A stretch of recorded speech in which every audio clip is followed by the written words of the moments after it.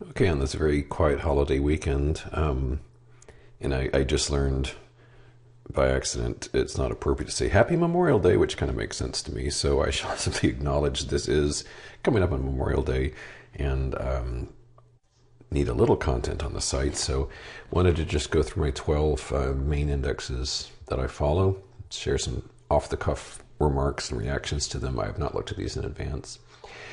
So we begin with the CompQ, the NASDAQ Composite.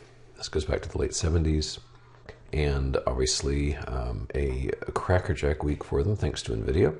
Lifetime high, and it will remain in bullish mode until and unless it cracks below here. This was sort of the latest victory level. In fact, strictly speaking, it's more like right there, that price gap. So it needs to break this to have any flutter of bearish hope. As it is now, NVIDIA, which, as I've mentioned, is worth more than the entire German stock market, is just pumping this thing in perpetuity. The Indu is a little shakier. Its principal breakout, yeah, it's a little hard to tell. It's something like they're done at about 37,000. I mean, this thing made a nominal new high early in the week and then just let it go. Particularly on, in fact, I'm kind of surprised how feeble that the bounce on Friday was. That's really pretty lame. Anyway, this is not nearly as healthy, obviously, as the tech stocks.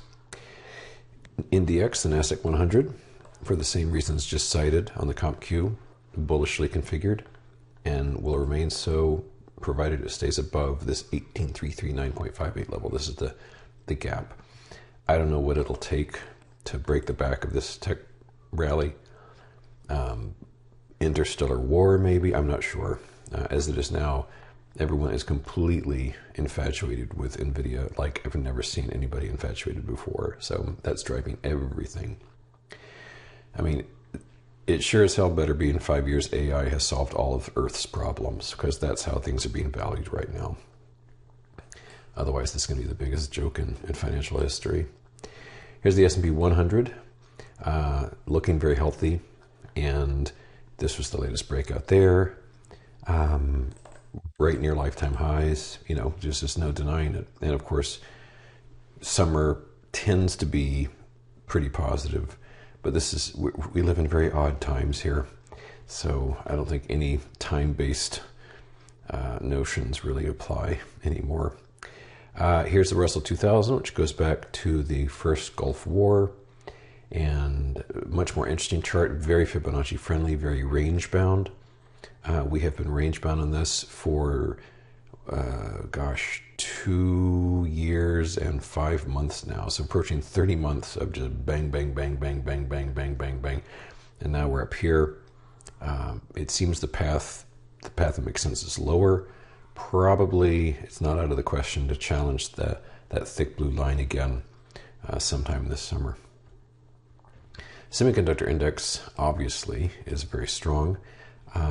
Lifetime high close on this. On an intraday basis, Thursday was still the peak. If we, just to get into fantasy land here, if we turned tail on this in the week ahead and, didn't beat that high, just kind of slumped lower, that would send some pretty serious alarm bells off. I have no basis to say that's going to happen. And let's make this a little more conservative too. We'll just lay down a trend line here to look for any sort of break in that, like so. But yeah, until further notice, this thing is absolutely poised to just keep accruing hundreds of billions of dollars a day to NVIDIA's market cap. Here's the S&P 500, all the same stuff I just said. And the short-term failure would be a break at 52.50. The transports, this is probably the weakest of all of these. This had been shaping up to be a bullish breakout. It looked best last July.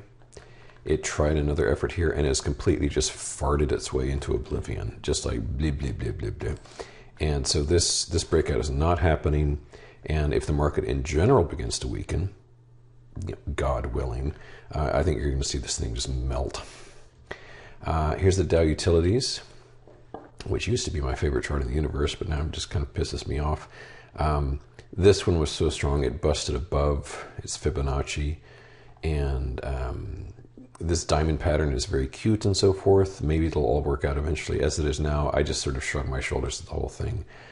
We did take a nice hard fall last Wednesday and Thursday on this. But yeah, my zeal for XLU and NEE definitely just been soaked in ice water. Here's the poor old VIX at 11. Can you believe just how pathetic that is? Way down into the down in the depths over the course of decades. Pretty much 10/11 is about as miserable as this thing gets, and here we are. We've had a couple of fun times here. Back in 08, approached 90, and back during the COVID days, approached, in the mid 80s. Those were good times. Those were complete anomalies, and now, thanks to the basic takeover of the equity markets by the government, we've just been slaughtered down deep in the sub-teens. So single digits could be ahead as they keep making up complete crap as far as their supposed economic data goes. Here's XMI, which looks relatively vulnerable. We had this topping pattern is ruined, but I'll just leave it there as a marker. We're hanging out near lifetime highs, but this is not a healthy looking setup. It would be much, much easier for like the NDX and the CompQ to keep sailing higher as opposed to this thing.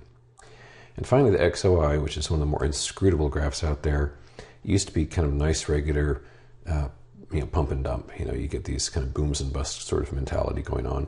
Lately, it's just been pretty kooky. Clean pattern there, started to work its way here, cut above the right triangle, made this dome, didn't finish it, cut above higher, and now we're doing this business right here. So, I've kind of avoid energy completely because it's just getting bizarre. These sort of smaller and smaller patterns that just keep kind of going up to a higher floor of the skyscraper. Well, that is it. Not a lot of eye-opening stuff I recognize, but there's no doubt about something here. Between now and the end of the year, there's going to be at least one amazing move in this market because these are not normal times. So, we're a VIX at 11 now, but it ain't going to stay there. I feel that to my bone. So that's it. Bye.